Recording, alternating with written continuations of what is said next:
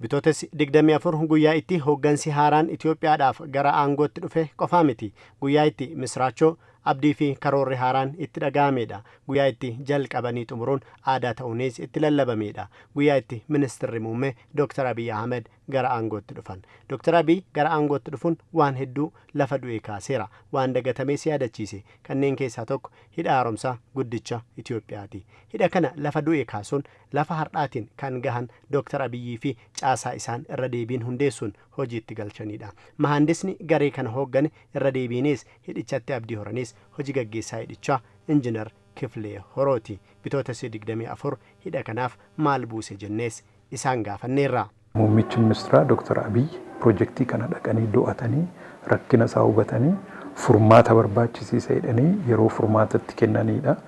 Erga furmaatatti kennanii booddee piroojeektiin kun tocha'uu jalqabe. Maal godhanii tokkoffaa geggeessituma piroojeektii irraa boordii irraa kaasanii amma gajjallaatti jijjiirama akka ta'u godhanii meeteek yaa ogummaa dura sin qabu ture. Hojii meeteek hojjechaa jiru immoo biyya lafaa irratti beekamoo warra ta'an kontiraaktaroota akka Void akka GE isaaniin gashanii akka hojjetamu godhame piroojeektiin kun egaa tocha'uu jalqabnaan amma immoo dhiibbaa guddaan dhufe. Hidhi lafa gatamee dagatamee ka'ee irra deebiin lubbuu horachuun dhaabate kun keessaa falaan qormaata garaagaraa Itoophiyaaf fidee dhufe ka jedhan Injiinar Kifileen kanneen guddachuu Itoophiyaa hin barbaanne dhiibbaa guddaa uumuu eegalanii jedhan taatee yeroo saniis akkasiin yaadatu. Fanjii karaa keessa owwaalanii kiiloomeetirii 200 ol loltoonni funaananii miila isaaniin deemanii funaananiitii hojjechuu kan danda'ame kanarra darbanii lafa simmintootti oomishamu rukutaniiru. Kan hundumaarra dhiibbaa gurguddaa karaa dippiloomaasiidhaa dhiibbaa gurguddaan ta'ee haa ta'uyyuu malee sabniif mootummaan tokko taanaan wanti hin ce'amne hin jiru. Tokkummaa sabaatiin tokkummaa mootummaatiin ce'amee piroojeektiin kun lubbuu horee xumuraan ga'ee kanaaf bitootessi yerootti jalqabamedha. Lafa du'e yerootti ka'eedha. Innaa fiixaan ba'ee immoo sabni piroojeektiin kun xumuramee kan itti ilaalamedha.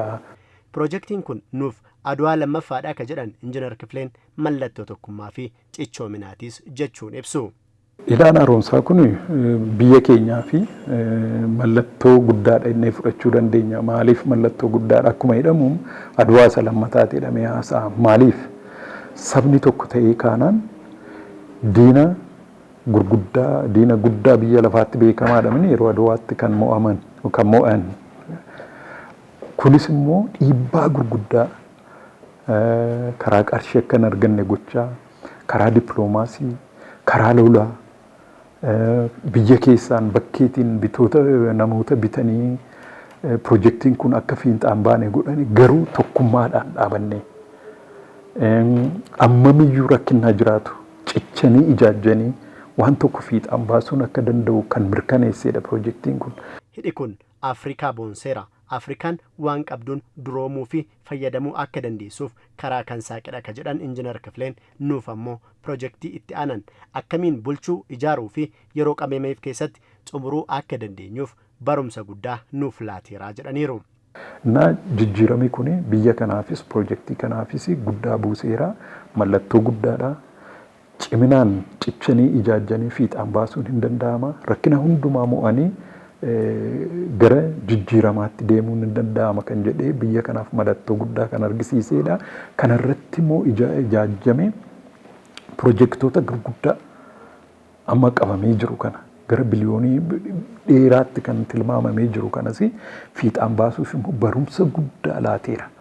Attamitti Itoophiyaadhaaf waa hedduu fidee dhufee ka jedhan Injiinar Kifileen tokko taanaan waliin dhaabbannaan waa hedduu milkeessuun akka danda'amus guyyaa itti baratame ta'us dubbataniiru.